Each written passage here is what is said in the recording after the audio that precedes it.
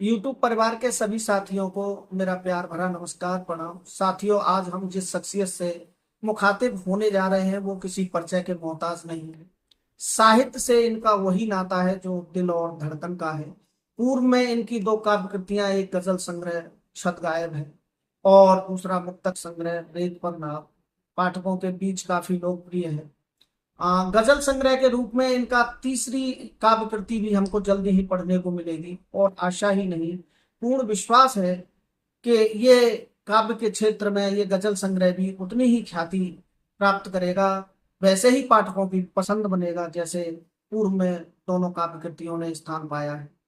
मैं कवि सुनील कुमार कर्दम, महान शख्सियत डॉक्टर सोहनलाल शीतल जी से उनके संघर्षों की कहानी उन्हीं की जुबानी सुनने से पहले चार पंक्तियों से अपने चैनल कवि सुनील कुमार कर्दम में हार्दिक स्वागत, वंदन, अभिनंदन करता हूँ। और चार पंक्तियां श्रद्धेय डॉक्टर साहब के लिए मैं निवेदन कर रहा हूँ कि वर्तमान के काव्य रत्न में नाम है इनका भी शामिल। वर्तमान के काव्य रत्न में नाम है इनका भी शामिल। इनकी कविता सुनकर इंसान हो जाता है जिंदा दिल। इनकी कविता सुनकर इंसान हो जाता है जिंदा दिल। शील स्वभाव मधुर वाणी ही इनकी पहचान है। शील स्वभाव मधुर वाणी ही इनकी पहचान है। जाने माने कवि देश के डॉक्टर सोहन लाल शीतल। जाने माने कवि देश के डॉक्टर सोहन लाल शीतल। मैं डॉक्टर सोहनलाल जी से उनके जीवन परिचय के बारे में जानना चाहूंगा। हमारे दर्शक जानना चाहते हैं उनका जीवन परिचय, साहित्यिक परिचय। तो शुरू में मैं अ, उनके जीवन परिचय से स्टार्ट करता हूँ। श्रद्धेय डॉक्टर साहब। नमस्कार। धन्यवाद सुनील जी, आपने मुझे अपने इस यूट्यूब चैनल पर बुलाया और इस काबिल समझा कि मैं आज कुछ कहने की स्थिति में हूँ। इसके लिए आपका पुनः पुनः आभार। साथियों, मेरे परिचय में मैं ये बता दूं कि मेरा जन्म उत्तर प्रदेश के आगरा जिले की तहसील किरावली में गांव गोबरा में हुआ था। एक मजदूर किसान परिवार में मेरा जन्म हुआ है। जन्म कब हुआ ये तो पता नहीं, लेकिन मैं इतना बता दूं जो सर्टिफिकेट में लिखी हुई है अब उसी को मान्यता मिलेगी। लेकिन मेरा जो जन्म है वो रक्षाबंधन के दिन हुआ माना जाता है, क्योंकि उसमें सोना पूजे जा रहे थे, इसलिए इसी आधार पर मेरा नाम सोनलाल रखा गया। और मेरे परिवार में मेरे पिताजी, मेरी माताजी और हम दो भाई और एक बहन थे। बड़ी बहन की शादी हो गई, भाई की भी शादी हो गई। मैं माता जी इसी बीच में हमको छोड़ के चली गई, तो मैं और मेरे पिताजी मेरे घर पर ही रह गए। तो घर की हर स्थिति को देखते हुए थोड़ा कष्टों के दिन गुजरे ही। पिताजी की कोई खेती में मजदूर थे, थोड़ा सा खेत था 1.5 बीघा करीब, उसी जिंदगी को पूरा करी। और मेरी पढ़ाई जो है, प्राइमरी की जो पढ़ाई है मेरी, पहली मेरी गांव घोबरा में ही हुई। इसके बाद में मैं Shri Nekram junior high school Chhindra में पढ़ा। वहाँ से श्री शिवप्रसाद राष्ट्रीय इंटर कॉलेज में मैं पढ़ा। वहीं मैंने साहित्यिक गतिविधि भी शुरू की और साहित्यिक जो जीवाणु पैदा हुआ मुझे इंटर क्लास में ही पढ़ते पढ़ते हुए थे, इंटर कॉलेज में पढ़ते पढ़ते हुए थे। जी जी। वहाँ कई कवि भी थे। इसके बाद में मैं जो है इंटर स्नातक शिक्षा पूरी करने के बाद में मैं यहाँ मथुरा में PMB पॉलिटेक्निक में डिप्लोमा करने आ गया। यहाँ से मैंने डिप्लोमा एक जगह दो डिप्लोमा पूरे किए। इसके बाद में मैं स्टेट बैंक ऑफ इंडिया में भर्ती हो गया। शादी हो गई, बच्चे हो गए, और बीच बीच में अपना जो है सारा सब कुछ साहित्यिक गतिविधियां, साहित्यिक संरचना, ये सब चलता रहा। साहित्यिक को मतलब मैंने लेखन कार्य को कोई विराम नहीं दिया। हाँ, कार्य की अधिकता थी, तमाम जिम्मेदार पूर्ण पर्दों पर रहने के उपरांत भी मैं अपनी साहित्यिक गतिविधियां जारी रखता था। कवि सम्मेलनों में जाता था, सरकारी कवि सम्मेलन भी किए बहुत से। तो ये मिलाकर के मेरी जो स्थिति रही। इसी बीच में मेरी रचनाएं किताबों के रूप में प्रकाशित होकर के आपके सामने जो रचनाएं आ गई थी, तीसरी रचना में जी तैयार है। जी। बहुत सुंदर जीवन परिचय आपका, संघर्ष में जीवन परिचय है। कहते हैं कि जो कांटों में पलते हैं वही फूल तो अक्सर खिलते हैं। तो आप कांटों में पल करके और यहाँ तक की उपलब्धि हासिल की है। इससे पहले आपने स्टेट बैंक ऑफ इंडिया में डिप्टी मैनेजर पद संभाला है और आपकी तीन तीन कृति और एक गद्य के रूप में भी महात्मा ज्योतिबा राव फुले की जीवन परिचय आपका प्रकाशित हो चुका है। तो मैं अब आपके साहित्यिक जीवन के बारे में अपने दर्शकों को आप बताएंगे, हमारे दर्शकों को? जैसा कि मैंने बताया कि मैं श्री सुप्रभात राइटर पढ़ना का छात्र रहा हूँ। वहाँ एक बहुत अच्छे कवि थे पंडित दुर्गा प्रसाद दशहरा। उनसे हम कविताएं सुनते थे, और उनके कक्षा 9 में जब हम आए तो हमने सूर कवि तुलसीदास रसखान इन अच्छे इन कवियों को अच्छी तरह से पढ़ा, और वहाँ के अध्यापकों ने बड़ा बढ़िया पढ़ाया। तो हमको भी लालसा लिखने की ये हो गई कि हम भी ब्रजभाषा में कुछ लिखें। उन्हीं दिनों हमको श्री शिवराम शर्मा साहब हमको हिंदी पढ़ाते थे, और डॉक्टर संत शर्मा जी जो है हमको संस्कृत पढ़ाते थे। जी। और तीसरे और प्रवक्ता थे श्री सागर देव कौशिक जी, वो भी संस्कृत के ही थे। इनसे इनके बीच में वह पढ़ने और पढ़ाने के बीच में हमको जो है ब्रजभाषा में लिखना थोड़ा हमने सीखा। छंद सवैया और घनाक्षरी से हमने लिखना शुरू किया। तो कहीं कहीं गलतियां हो जाती थी तो हम गुरुओं को दिखाते थे, उसे ताकि वो अपनी कर्तनी के रूप में उनको सही कर देते थे। तो हमने इस तरह से अपना जो साहित्यिक यात्रा शुरुआत करी वो छंद और सवैया ब्रजभाषा में थी। इसके बाद में एक प्रणवीर प्रताप नाम का हमने ग्रंथ पढ़ा था, जो कक्षा 9 में हमारे कोर्स में था, कक्षा 9-10 में। उसका वो हरगीत का छंद में लिखा। उस छंद को पढ़ते पढ़ते हमने गीत का और हरगीत का दोनों ही छंद पढ़े थे। और उन्हीं दिनों हम मैथिली संस्कृत को भी पढ़ रहे थे पांड के सुचारी, ये इस तरह उनका वो हरगीत का छंद में उनका ये काव्य था। तो उस समय हमने छंद सवैयाओं के साथ में हरगीत का छंद भी लिखना सीखा, गीत का छंद लिखना सीखा। और मुक्तक जिसे कहते हैं, जब हमने छंद का मुझे ज्यादा ज्ञान नहीं था, इन्हें मुक्तक कहते हैं, लेकिन हाँ तुकांत भाषा में मैं जरूर लिखता था। बाद में जो शैली बनी वो मुक्तक के रूप में बन गई। और चूंकि मैं घनाक्षरी लिखता था, घनाक्षरी का ये होता है कि आधा कुछ होता है, आधी 15 लाइन 15 वर्णों का कुछ और होता है, 16 का कुछ होता है। तो इस तरह गजल को भी मैंने लिखा था। गजल मतलब इसी तरह से मैंने लिखना शुरू किया। मुझे नहीं मालूम थी ये गजल है जी। उस समय, या तेवरी है, गजल है क्या, लेकिन हाँ जो मन में आता था, जो मैं इसमें देखा और जो भोगा, उस तरह से मैंने लिखना शुरू कर दिया। तो वो जो आज के रूप में गजल भी बन गई है। जी। जी। तो मेरा जो लेखन कार्य शुरू हुआ संत सवैया से हुआ। फिर इसके बाद मुक्तक लिखना शुरू किया, फिर ये गजल भी लिखना शुरू किया, गीत भी लिखे मैंने। तो इस तरह से कुल मिलाकर के मैंने ये अपनी काव्य यात्रा जारी रखी। और मुक्तक छंद के रूप में मैंने मेरा एक संकलन रेत में नाव करके जो आपके सामने आ ही चुका है, जी। सब मुक्तक संग्रह नाम मुक्तक संग्रह है वो। दूसरी इसके बाद में गजल साहित्य लिखा है मैंने, गजल पर काफी गजल लिखी है मैंने, क्योंकि मेरी जो शोध कार्य था, पीएचडी का जो काम था मेरा, वो भी मेरा गजल के ऊपर ही था। छाया गीत और गजल लिरिक्स जिसे कहते हैं, गीत काव्य के ऊपर था। तो उसमें गजलों का समावेश था, और उसमें भी जो है आधुनिक गजल का डॉक्टर कुंवर बेचैन की रचनाओं का समीक्षात्मक अध्ययन मेरे शोधकार्य में था। जी। तो उनकी रचना को पढ़ते पढ़ते और अन्य गजलकारों को पढ़ते पढ़ते मेरी गजल लिखने की जो पावर है, जो गजल मेरा गजलों में काफी सुधार किया मैंने। हालांकि जो उस समय मैंने बचपन में लिखी थी वो थी तो गजलें ही, लेकिन गजल का व्याकरण का जानकारी न होने के कारण वो अपना अच्छा रूप नहीं। लेकिन जब मैंने शोध कार्य किया और फिर मुझे गजल का अध्ययन करने का मौका मिला, तो उस वक्त मैंने फिर अपनी गजलों को सुधार करके इन गजलों का रूप दिया। और वो पहला संग्रह गजल संग्रह मेरा छप गायब के रूप में आपके साथ मैंने आपको समर्पित कर दिया है। और तीसरा गजल संग्रह मेरा चाहत के बोल नाम है, वो आजकल आ जाएगा, वैसे निकल चुका है। और इसके बाद में मेरी जो ब्रजभाषा मेरा मूल रूप में रहा है, तो ब्रजभाषा संकलन के लिए मेरा शीघ्र प्रकाशित की ओर है। और उसका नामकरण के ब्रज के ही लिए रखा है, ब्रज संकलन के नाम से ही मैंने अभी तो नाम है उसका। उसमें मैंने अपने ब्रज के गीत छंद सवैया सोरठा आदि को मैंने उसमें स्थान दिया है। तो इस तरह मिलकर के मेरी ये 5वीं रचना है। एक रचना मेरी गद्य के रूप में और थी, महात्मा ज्योतिराव फुले का व्यक्तित्व तत्व के रूप में जो गद्य के रूप में छपी है। के बाद में ये चौथा जो काव्य संकलन मेरा ब्रज भाषा के रूप में आ रहा है। तो ये मेरी ये काव्य यात्रा रही है। और आज भी जब चूंकि सरकारी पदों पर रहने के बाद में ये सब करने को मौका मिला, तो ज्यादा लिखने की स्वतंत्रता तो नहीं मिली, लेकिन हाँ कि मैंने अपने साहित्यिक गतिविधियों को जारी जरूर रखा। चाहे वो कमी सही, चाहे थोड़ा डिले हो जाता है या देर हो जाती, लेकिन हाँ मैं कोई प्रोजेक्ट है तो मतलब मुझे है तो मैं पूरा करता रहा। और साहित्यिक रचनाओं की तरफ मैं आज भी चल रहा हूँ। और आज के चूंकि मैं रिटायर होने के बाद में तो मेरा पूरा जीवन ही साहित्य पे समर्पित है। जी।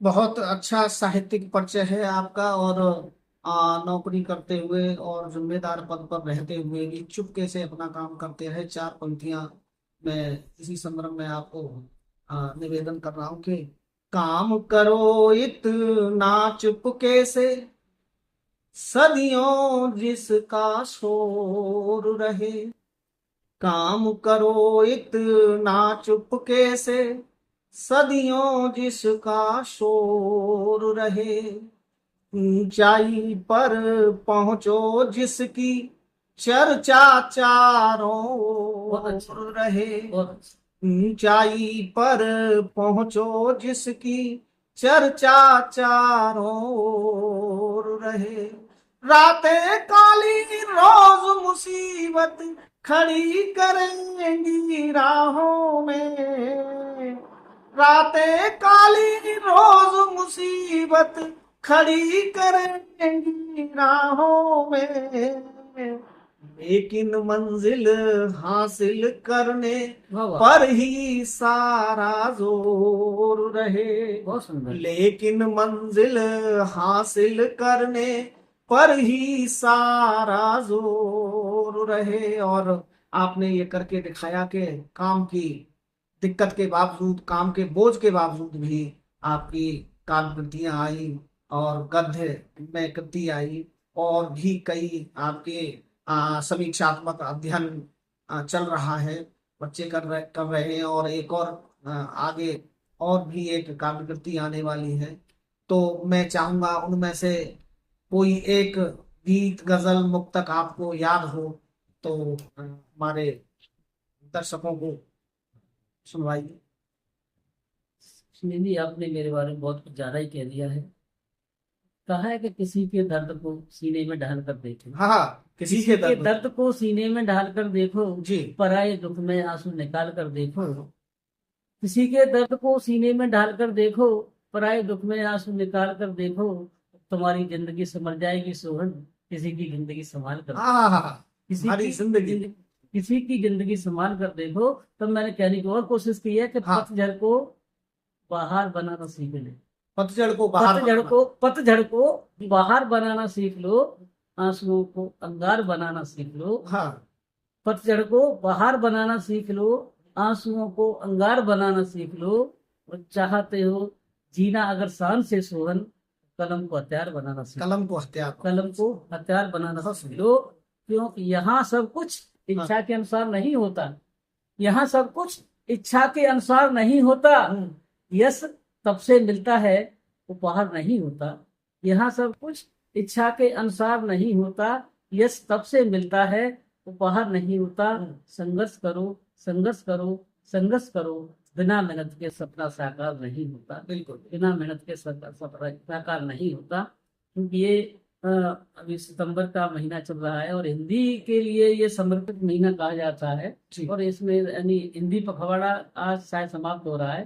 तो कुछ छंद अगर आपकी अनुमति हो तो मैं कुछ छंद हिंदी के प्रशंसा में निवेदन करना चाह रहा हूँ। स्वागत है, स्वागत, सूर कवि तुलसी जायसी रसखान अगर आज यहाँ होते तो हमारा हिंदी पखवाड़ा कैसे नहीं होता। जी, कुछ छंद निवेदन कर रहा हूँ कि चंदन के चंदन सो नंदन की वंदना, हाँ के चंदन के चंदन सो नंदन की वंदना में, हीरा के मजीरन की तान है कमाल की, के चंदन के चंदन सो नंदन की वंदना में, हीरा के मजीरन की तान है कमाल की, हाँ, भैया मोरी मैंने न चुरायो खायो माखनूरी, ऐसी सरसानी मृदुबानी है गोपाल की, हाँ हाँ, क्या बात है, चंदन के चंदन सो नंदन की वंदना में, हीरा के मजीरन की तान है कमाल की, मैया मोरी मैंने न चुरायो खायो माखनूरी, ऐसी सरसानी मृदुबानी है गोपाल की, तो ने कहूँ न टेढ़ो जामे मार्ग स्नेह को, हाँ हाँ, कि ने कहूँ न टेढ़ो जामे मार्ग स्नेह को, मैया भाने घुंघरू नचावे नंद लाल की,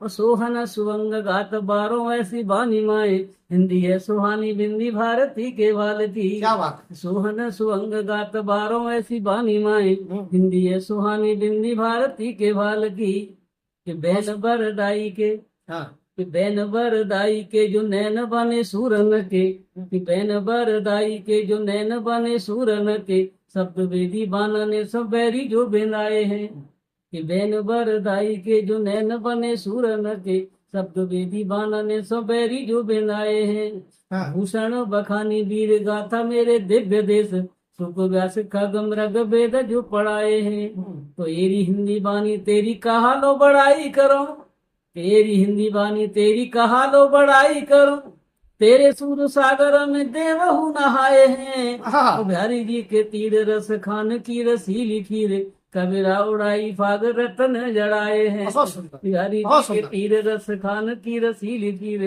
कबीरा उड़ाई फाग रतन जड़ाए हैं। कि चंद्र ज्योति चमकी है केशव की चंद्र का तुम, हाँ। कि चंद्र ज्योति चमकी है केशव की चंद्र का सो, जाय सी के रसन सुने सरसानी है। क्या बात है। मेरी हिंदी कहाँ रही है, हिंदी ने क्या रूप किया है, हिंदी की क्या क्या विशेषता है। कि जी। चंद्र ज्योति चमकी है केशव की चंद्र का सो, जाय सी के रसन सुने सरसानी है। और आंसू में डूब डूब छाए हैं प्रसाद कवे, के आंसू में डूब डूब छाए हैं प्रसाद कवे, नीर भरी बदरी की भावना सुहानी है। बहुत सुंदर। तो ऐसी हिंदी बानी घन आनंद घनेरो देत, कि ऐसी हिंदी बानी घन आनंद घनेरो देत, एकता रोए जन गण मन जानी है। हाँ, क्या बात है। कि ऐसी हिंदी बानी घन आनंद घनेरो देत, एकता रोए जन गण मन जानी है। और श्याम के सन है सन सोहन के चंदन सो, खिलत में चौनिया के राधे महारानी है। श्याम के सन है सन सोहन के चंदन सो, खिलत में चौनिया के राधे महारानी है। के सुर सर पावन है तीरथ भनित भूत, हाँ। राम और श्याम केहू मुखन उचारी है। हाँ। कि सुर सर पावन है तीरथ भनित भूत, राम और श्याम केहू मुखन उचारी है। हमको लिखो कहा हमको लिखो कहा, प्यासी ब्रज गोपियास पिय की निहारी है। तो मानस के मन माहे ने सो बनायो गे, तुलसी ने तीर बैठ साधना पखारी है। और मिसुरी से बहन सोहे भीलनी के बेर बने, सोहन सहज बानी हिंदी ये हमारी है। सोहन सहज बानी हिंदी ये हमारी है। और अगर अनुमति हो तो मैं कुछ छंद निवेदन जी कर जी, स्वागत स्वागत स्वागत। कि गुजरे अतीत को यानी हमारा स्वरूप क्या है, इसमें हमें है क्या वर्तमान में, कुछ कहने की कोशिश की है। कि गुजरे अतीत को न भूलो मेरे मीतवाज, बिगड़ो स्वरूप वर्तमान का संवारिए। कि गुजरे अतीत को न भूलो मेरे मीतवाज, बिगड़ो स्वरूप वर्तमान का संवारिए। भारत है प्रीत धाम जग में है दिव्य नाम, प्रेम सद्भावना की कामना उचारिए। तो एकता व अखंडता के गूंज स्वर चारों ओर, कि एकता व अखंडता के गूंज स्वर चारों ओर, होके दत्त चित्त बंदे मातरम उचारिए। भारती के उर में जो तीसती चसकती है, तीर देने वाली ऐसी फांस को निकालिए। बहुत सुंदर। भारती बहुत के बढ़िया। उर में जो तीसती चसकती है, तीर देने वाली ऐसी फांस को निकालिए। और हम भारतीयों का रूप क्या है, स्वरूप क्या है लोगों का। कि फूलन सो सहरा में शूलन को तन मन, कि फूलन सो सहरा में शूलन को तन मन, सत्य के स्वरूपी हम शिव अभिलाषी हैं। भाई जब समता समानता की बात आती है, न्याय बंधुता की बात आती है, तब कहने की कोशिश की है कि फूलन सो सहरा में शूलन को तन मन, सत्य के स्वरूपी हम शिव अभिलाषी हैं। और बैर भाव द्वेष छोड़ सबको लगा में ही है, काटे काटे कष्ट न को बांटे सुख राशि है। कि फूलन सो सहरा में शूलन को तन मन, सत्य के स्वरूपी हम शिव अभिलाषी हैं। और बैर भाव द्वेष छोड़ सबको लगा में ही है, काटे काटे कष्ट न को बांटे सुख राशि है। तो रंग है अनेक रंग, रंग है अनेक रंग, रंग एकता के रंग, कि रंग है अनेक रंग, रंग एकता के रंग, भावना में एक रंग बहुभाषा भाषी है। वो सांझ ओ सकारे यहाँ, सांझ ओ सकारे यहाँ, आरती है जान बोले, भारती के लाल सब भारत निवासी है। सांझ ओ सकारे यहाँ, आरती है जान बोले, भारती के लाल सब भारत निवासी है। बहुत बढ़िया। तब कहने की कोशिश की है जी। कि आज जिस डाल पर बैठे हो जनाब आप, बहुत बहुत सुंदर आज छंद है जिस आपका। कि आज जिस डाल पर बैठे हो जनाब आप, देखिएगा मीत वही डाल मत काटिए।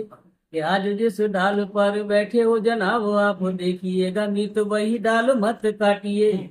और प्रेम सद्भाव के सुमन मुस्काते यहाँ, स्वार्थ के हाथों से चमन मत छाटिए। बिल्कुल बिल्कुल। चाहते हो देश में विकास का प्रकाश आप, सभी को निवेदन कर रहा हूँ, दिल्ली वालों को भी, सभी जो सुन रहे हैं उनको भी, कि चाहते हो देश में विकास का प्रकाश आप, भेदभाव वाली सब खाइयों को पाटिए।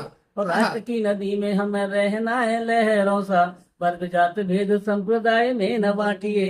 राष्ट्र की नदी में हमें रहना है लहरों सा, वर्ग जात भेद संप्रदाय में न बांटिए। बहुत बढ़िया। और किसी के दर्द को भी समझिए, हम्म। माँ भारती के दर्द को भी समझिए कि भारती के ओर में जो चौहत्ते चौवन लिए, कि भारती के ओर में जो चौहत्ते चौवन लिए, पीर देने वाले ऐसे कंटकों को काटिए। कि भारती के ओर में जो चौहत्ते चौवन लिए, पीर देने वाले ऐसे कंटकों को काटिए। और एकता व अखंडता में करिए भरोसो मित, आपस में दुख काट खुशियों को बांटिए। बहुत तो बढ़िया। प्रेम सद्भाव का अभाव न दिखाई देवे, प्रेम सद्भाव का अभाव न दिखाई देवे, नफरतों के बादलों को हिल मिल छाटिए। और राष्ट्र की नदी में हमें बहना है लहरों सा, वर्ग जात भेद संप्रदाय में न बांटिए। राष्ट्र की नदी में हमें रहना है लहरों सा, वर्ग जात भेद संप्रदाय में न बांटिए। तो कहिए कि एकता की एक शाख पर है विराजे हम, एकता की एक शाख पर है विराजे हम, घृणा द्वेष भेदभाव की न घेरे बिजलियां। एकता, जब हम बंधुता और समानता और समता की बात करते हैं तो बात कर रहा हूँ कि एकता की एक शाख पर है विराजे हम, घृणा द्वेष भेदभाव की न घेरे बिजलियां। और मेले जुल कर रहे सभी संग संग यहाँ, बांट ले परस्पर दुख और खुशियां। तो व्यर्थ के विवादों में न बहे खून देश का, हाँ, व्यर्थ के विवादों में न बहे खून देश का, छाए नहीं मेरे देश दुखों की बदरिया। और लहरों से नदियां हैं, नदियों से लहरें, रहे हम यार जैसे फूल हो तितलियां, रहे यार हम जैसे फूल हो तितलियां। बहुत सुंदर आपकी रचनाएं, गजल, मुक्तक और छंद तो वास्तव में बहुत ही सुंदर थे। हिंदी पर आपने बहुत ही अच्छी भाषा छंद पढ़े, लेकिन इस कामकाजी भाषा में, बोलचाल की भाषा में हम हिंदी को कहीं ना कहीं कम करते जा रहे हैं, अंग्रेजी को अपनाते जाते जा रहे हैं। ये भी हमारी भाषा का, हिंदी का दुर्भाग्य है। तब मैंने एक मुक्तक लिखा था कि दो गली नीति के लोगों से, जो लोग हिंदी पर लंबे चौड़े भाषण देते हैं कि हिंदी अपनाओ, हिंदी बोलो, हिंदी में काम करो, लेकिन वो और उनके बच्चे जब सामान्य तौर पर होते हैं तो आपस में अंग्रेजी में ही बात करते हैं दूसरे, और किसी पर अगर रौब झाड़ना हो तो भी अंग्रेजी बोलते हैं। तब मैंने ये मुक्तक लिखा था कि दो गली नीति के लोगों से, दो गली नीति के लोगों से करनी क्या हमको आशा है, दो गली नीति के लोगों से करनी क्या हमको आशा है, झूठे इनके वादे हैं, झूठी इनकी परिभाषा है, झूठे इनके वादे हैं, झूठी इनकी परिभाषा है। और हिंदी के ये लफ्ज न जाने अंग्रेजी में बात करें, हिंदी भी बोलने की कहते हैं तो वो भी अंग्रेजी में कहते हैं कि हिंदी के ये लफ्ज न जाने अंग्रेजी में बात करें, फिर भी बनते हिंदुस्तानी, हिंदी इनकी भाषा है, फिर भी बनते हिंदुस्तानी, हिंदी इनकी भाषा है। मेरा यहाँ हिंदी, हिंदुस्तान शब्द से अभिप्राय हिंदी और हिंदुस्तान से ले लिया गया है। वही लोग हैं जो हिंदी को नकार रहे हैं, और वही लोग हैं जो हिंदी को कहते हैं कि बढ़ाने की बात करते हैं। मैं बता दूं सुनील जी आपको जी, देखिए, हम अंग्रेजी बोलने लग जाए तो ये नहीं हम इंटेलिजेंट है जी। और जहां तक मेरा एक कहावत है कि अंग्रेजी में पढ़ लेंगे, अंग्रेजी में इंटेलिजेंट नहीं होंगे। आपने अंग्रेजी को तो रटा है, रटते रटते जो है आप ये निश्चित है कि आपको रोजगार देगी और ये अंग्रेजी कार देगी, लेकिन सर संस्कार तो हिंदी देगी। बिल्कुल, संस्कार तो हिंदी देगी। हम ठीक है, पैसे से हर चीज नहीं खरीदी जा सकती भाई। आप पैसे से भोजन खरीद सकते हैं लेकिन धूप नहीं खरीद सकते जी। बल्ब से आप रोशनी कर सकते हैं लेकिन धूप नहीं ला सकते।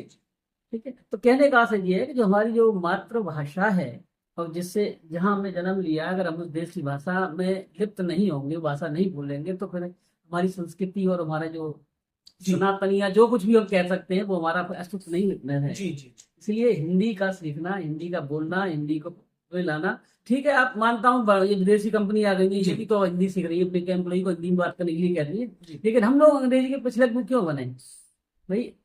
था कभी अंग्रेजी राज, अब जब हिंदी से हमारा काम चल रहा है तो हम हिंदी में बात करें, हिंदी में पढ़े, हिंदी में पढ़ाएं, हिंदी लिखें। हमें जरूरत नहीं इस बात की कि हम अंग्रेजी को, भाई अंग्रेजी तो हमारी एक सौतेली भाषा कह सकते हैं जी, वो हमारी कोई मूल भाषा नहीं है। अंग्रेजी भाई जब अंग्रेजों का शासन था तो अंग्रेजी भाषा आई, इससे पहले भी तो कोई भाषा हमारे यहाँ बोली जाती होगी ना, तो फिर अपनी मूल संस्कृति को नहीं लाए। इसलिए मेरा कहने का अर्थ है कि हिंदी की बात हम कर रहे हैं, लेकिन हाँ हिंदी के प्रति कहीं ना कहीं भेदभाव तो है, मैं ये बात कहूँगा। और चूंकि मैं भाई एक अच्छे विभाग से रिटायर हुआ हूँ, मैंने वहाँ भी देखा गया हिंदी वालों को थोड़ा सा 2 नंबर में रखा जाता है, ठीक है, लेकिन मैं ये कहूँगा कि लेकिन हिंदी ही संस्कार देगी, हिंदी ही हमको कार देगी, हिंदी हमको रोजगार देगी, और हिंदी हमको हमारे देश पर अधिकार देगी। जी, बहुत अच्छी बात कही। और हमें वास्तव में ही, क्योंकि हमारी जो पहचान है वो हिंदी से, हिंदुस्तानी, हमारे देश की पहचान है हम हिंदुस्तानी, वो हिंदी से है। चूंकि हम भारतीय हैं तो हमारे भारत की भाषा भी हिंदी होनी चाहिए, और हमारा परम कर्तव्य है कि जहाँ कहीं भी हिंदी नहीं बोली जा रही है हम उसका प्रचार करें, वहाँ लोगों को सिखाएं, उन लोगों को सिखाएं, प्रमोट करें, हिंदी बोलें। तो मैं आपसे और चाहूंगा कि कोई गजल, मुक्तक छंद जो आपको याद आ रहा हो, जो मेरी आप शैली है, जो मेरी शैली है, मैंने आपको छंदों से परिचय कराई दिया है। जी जी। रही बात मुक्तकों की, तो मुक्तक मैं आपको पहले सुनाई चुका हूँ और कहेंगे बहुत प्रस्तुत कर दूंगा, समय का अभाव है आपकी भी, लेकिन चूंकि गजलों के भी मेरे 2 संकलन निकल चुके हैं, तीसरे की और तैयारी आ रही है, तो मैंने कुछ कहने की कोशिश की है कि रुख हवा का देख कर चलने लगे हैं जी, रुख हवा का देख कर चलने लगे हैं लोग, किस तरह दुनिया को अब चलने लगे हैं। रुख हवा का देख कर चलने लगे हैं लोग, किस तरह दुनिया को अब चलने लगे हैं लोग। सांप पलते थे जहां उन आस्तीनों में कभी, सांप पलते थे जहां उन आस्तीनों में कभी, आजकल तो देखिए पलने लगे हैं लोग। सांप पलते थे जहां उन आस्तीनों में कभी, आजकल तो देखिए पलने लगे हैं लोग। रुख हवा का देख कर चलने लगे हैं लोग, रुख हवा का देख कर चलने लगे हैं लोग। और सच की न कोई इज्जत है न कोई आबरू, कि सच की न कोई इज्जत है न कोई आबरू, वो जो झूठे हैं वही फलने लगे हैं लोग। कि सच की न कोई इज्जत है न कोई आबरू, वो जो झूठे हैं वही फलने लगे हैं लोग। इस तरह दुनिया को अब चलने लगे हैं लोग, रुख हवा का देख कर चलने लगे हैं लोग। कि सच है कि सच की क्या है कि सब ही अपने हाथ से छूटे हुए हैं यार, सब ही अपने हाथ से छूटे हुए यार, क्योंकि दोस्ती में हाथ मलने लगे हैं लोग। सब ही अपने हाथ से छूटे हुए हैं यार, क्योंकि दोस्ती में हाथ मलने लगे हैं लोग। रुख हवा का देख कर चलने लगे हैं लोग। और सूरतें तो हैं आदमी की, कि सूरतें तो हैं आदमी की, कर्म दानव के करें।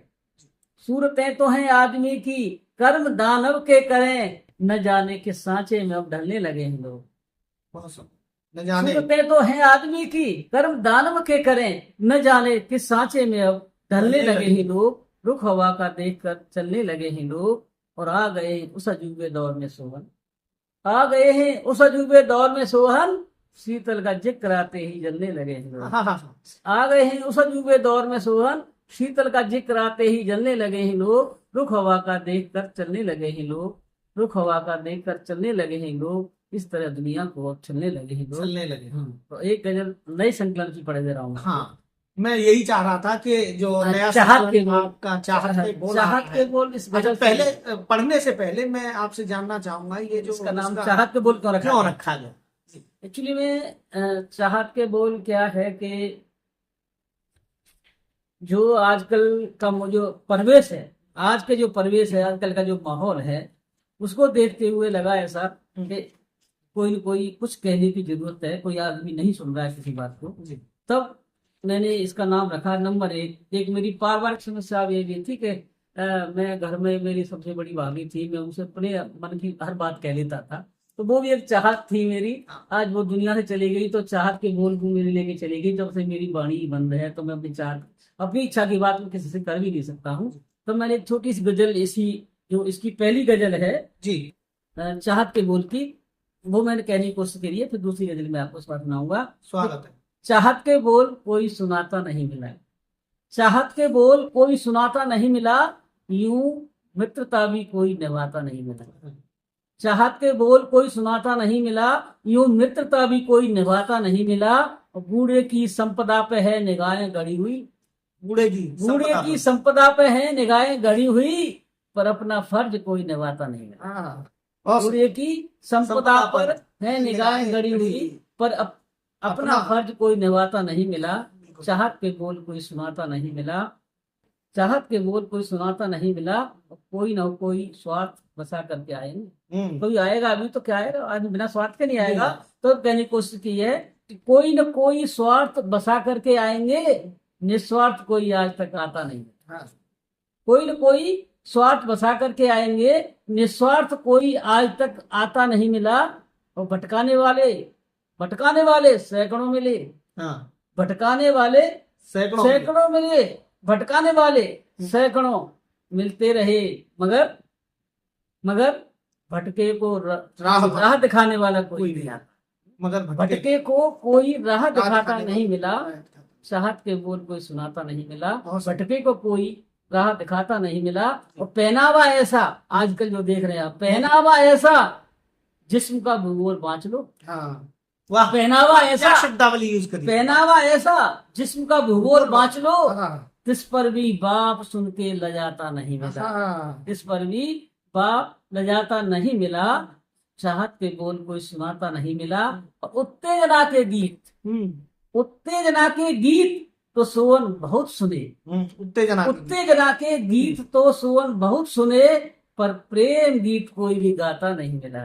प्रेम गीत गाता उत्तेजना के गीत तो सुवन बहुत मिले, पर प्रेम गीत कोई भी गाता नहीं मिला।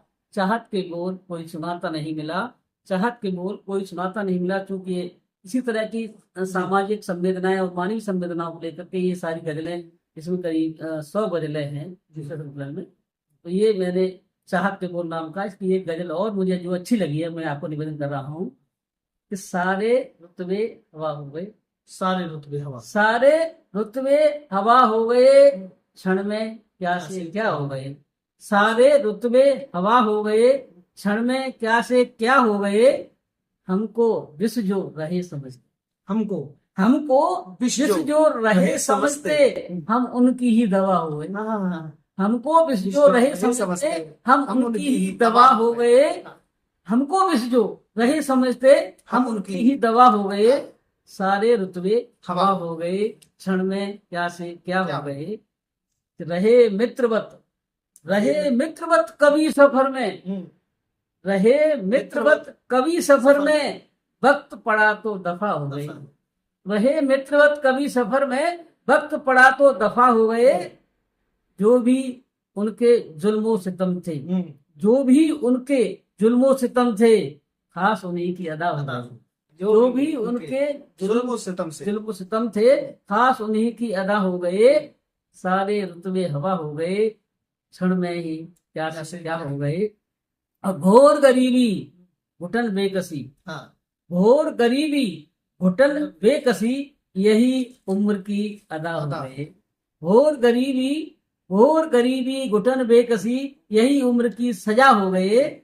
सारे रुतबे हवा हो गए, क्षण में ही क्या से क्या हो गए। और तेरी आमद मेरे दर तक, तेरी आमद मेरे दर तक, मिले संदेशे नशा हो गए, मिले संदेशे नशा हो गए। और ये वक्त का ही करिश्मा है सुवन, ये वक्त का ही करिश्मा है सुवन, शब्द समरे तो दुआ हो गए। ये वक्त का ही करिश्मा है सुवन, शब्द समरे तो दुआ हो गए। क्षण भर में क्या से क्या हो गए, सारे रुतबे हवा हो गए। ये नई गजल की थी बात। अगर कोई और आदेश है तो मैं आपका निवेदन करूं और कुछ कहना जी। और अंतिम में, क्योंकि समय हो रहा है, समय का अभाव है, समय हो रहा है और समय का अभाव भी है। छोटी सी गजल और निवेदन करूं, छोटी सी गजल। आप हमारे दर्शकों कि झुकने की बात कर न झुकाने की बात कर, क्या बात, झुकने की बात कर न झुकाने की बात कर, जो झुक रहे हैं उठाने की बात। जो झुकने झुक की- रहे हैं, ये झुकने की बात कर, ना झुकाने की बात कर। जो झुक रहे हैं उनको उठाने की बात कर। और हर एक दिशा में जातवाद के नारे बुलंद हैं। हर एक दिशा में ना, हर एक दिशा में जातवाद के नारे बुलंद हैं। ऐसे में प्रेम गीत गाने की बात कर। हाँ हाँ हाँ। हर एक दिशा में जातवाद के नारे नारे बुलंद बुलंद हैं। ऐसे में प्रेम गीत गाने की बात कर। झुकने की बात कर, न झुकाने की बात कर। तो झुक रहे हैं उनको उठाने की बात कर। कैसे भी जुल्म हो मगर सर बुलंद रख। कैसे कैसे भी जुल्म हो मगर सर बुलंद रख। हाथों में अपने शस्त्र उठाने की बात कर। हाथों में अपने शस्त्र उठाने की बात कर। और माना चल रही है ये नफरतों की आंधियां। माना चल रही है ये नफरतों की आंधियां। ऐसे में प्रेम दीप जलाने की बात कर। माना चल रही है ये नफरतों की आंधियां। ऐसे में प्रेम दीप जलाने की बात कर। और झुकने की बात कर, न झुकाने की बात कर। जो झुक रहे हैं उनको उठाने की बात कर। झुक रहे हैं उनको उठाने की बात कर। और मैं जी झुकने की बात कर। आसान हो ही जाएंगी सब तेरी मुश्किलें। आसान आसान हो ही जाएंगी सब तेरी मुश्किलें। गैरों के बिगड़े काम बनाने की बात कर। आसान क्या बात? हो ही जाएंगी सब तेरी मुश्किलें। हाँ। गैरों के बिगड़े काम बनाने की बात कर। और झुकने की बात कर, न झुकाने की बात कर। जो झुक रहे हैं उनको उठाने की बात कर। और सोहन जो पद दलित हैं मुकद्दर से हीन है। सोहन जो पद दलित हैं मुकद्दर से हीन है। उनके बिगड़े हुए नसीब बनाने की बात कर। उनके बिगड़े हुए नसीब बनाने की बात कर। झुकने की बात कर, न झुकाने की बात कर। जो झुक रहे हैं उनको उठाने की बात कर। धन्यवाद सुनील जी। और आज की यात्रा को मैं यही विराम देता हूँ। आगे कभी मिलेंगे। धन्यवाद। बहुत सुंदर सर, आपसे रूबरू हुए और आपका जीवन परिचय, साहित्यिक परिचय और जितनी भी कृतियां आज तक आई हैं, प्रकाशित हुई हैं, उनके बारे में संक्षेप में जानकारी मिली। और अंतिम में एक गजल के साथ इस कार्यक्रम को यही विराम दूंगा। गजल का शीर्षक है जख्म बोलता है। वाह वाह। तो मैंने कहने की कोशिश किया कि लगे चोट दिल पर तो गम बोलता है। बहुत सुंदर। जो इंसान परेशानी नहीं झेलता है, गम नहीं झेलता है, वो कुछ नहीं कर सकता। यार वो एक कहावत भी है ना, जाके फटी न कभी भाई वो का जाना पीर पर आई। तो वो वाली कहावत। तो वही लोग इतिहास रचते हैं। अब मैंने कहने की कोशिश की है कि लगे चोट दिल पर तो गम बोलता है। लगे चोट दिल पर तो गम बोलता है। छुपा लो मगर ये जख्म बोलता है।